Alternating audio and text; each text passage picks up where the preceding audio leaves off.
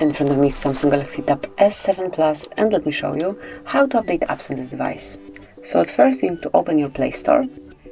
Previously just make sure that you are connected to Wi-Fi and also that you've added Google account to this device, that you logged in with your Google account, and then tap on More icon right here, click on My Apps and Games.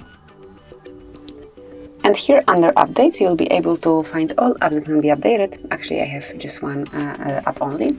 But if you have more than one, just click on Update All to update all apps at once, or pick some particular app and click on Update right next to its icon. So this is it. Now you can use your device in a normal way. It will be done in the background. So this is it. This is how you can super quickly and easily update apps on your device. Thank you for watching.